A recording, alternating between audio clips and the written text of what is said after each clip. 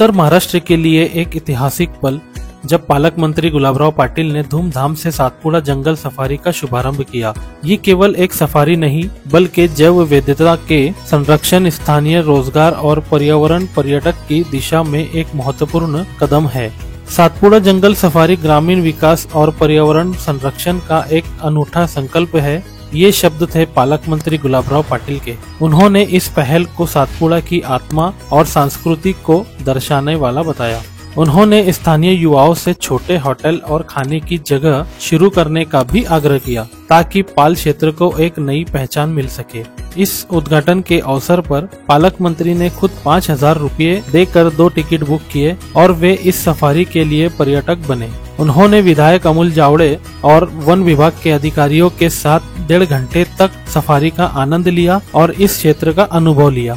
विधायक अमूल जावड़े ने इस पहल के लिए पालक मंत्री गुलाबराव पाटिल की सराहना की और खानदेश की इस पहली जंगल सफारी पर गर्व व्यक्त किया। उन्होंने यहाँ एक डार्क स्काई पार्क स्थापित करने का अनुरोध भी किया। सातपुड़ा पाल पर्यटकों के लिए कई अनोखे अनुभव प्रदान करता है। यहाँ के कुछ खास आकर्षणों में शामिल है लेक व्यू पॉइंट, जहाँ से आप ऊंचे पहाड़ से झील का मनमोहक दृश्य देख सकते हैं। ये पक्षी देखने वालों के लिए एक आदर्श स्थान है। इको हट पॉइंट, बांस और प्राकृतिक सामग्री से बनी पर्यावरण अनुकूल झोपड़ियाँ जो परिवार के साथ शांतिपूर्ण समय बिताने के लिए एकदम सही है। सनसेट पॉइंट, शाम को डूबते सूरज और घने जंगलों का अद्भुत नजारा जो फोटोग्राफी के शौकीनों को खूब पसंद आएगा। वाघडो, ये सफारी का सबसे रोमांचक हिस्सा है जहां वाघ और तेंदुए जैसे कई वन्य जीवों का निवास है। लगभग 2.5 करोड़ रुपए के शुरुआती फंड से इस सफारी के पहले चरण को पूरा किया गया।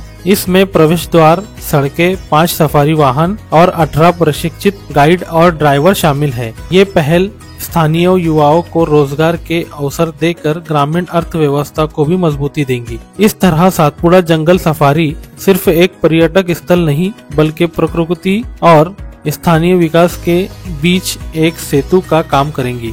झकी अहमद, खानदेश टाइम न्यूज, जळगाव। निश्चितपणे पाल हे आपल्या सगळ्यांना माहिती आहे की ज्यावेळेस मी शाळेमध्ये होतो त्यावेळेस थंड हवेचे ठिकाण कुठले तर पाल याचा उल्लेख व्हायचा।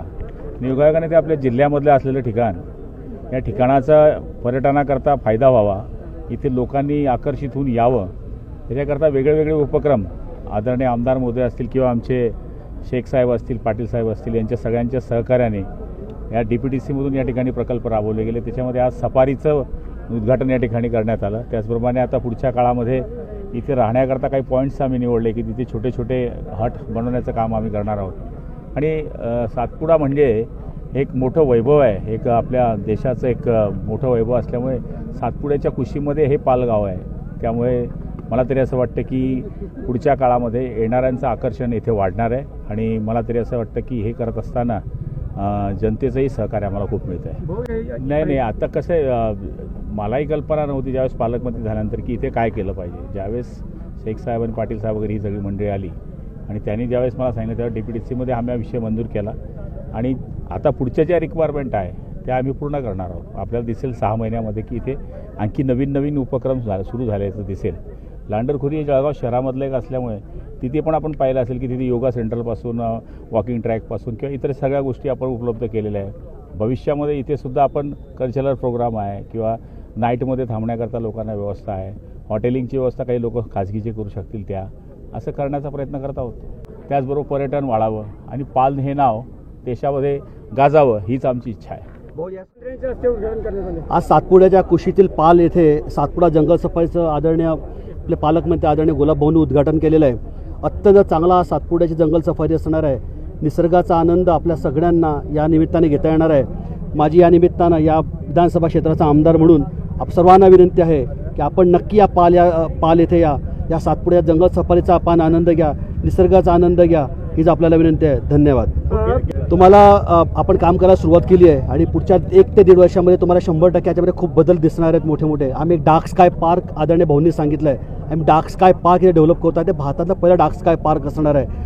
तर वेगवेगळ्या ठिकाणी आपण हरिण पैदास केंद्राच्या संदर्भात मागे जे काही घटना घडली त्या संदर्भात सुद्धा आपण चौकशी समिती स्थापन करण्याची मागणी केलेली आहे आणि त्यामध्ये सगळ्या ह्या संपूर्ण परिसराचा या निमित्तानं कायापालट झालेला दिसेल आणि या निमित्तानं स्थानिकांना सुद्धा रोजगार निर्मिती झालेली असणार आहे।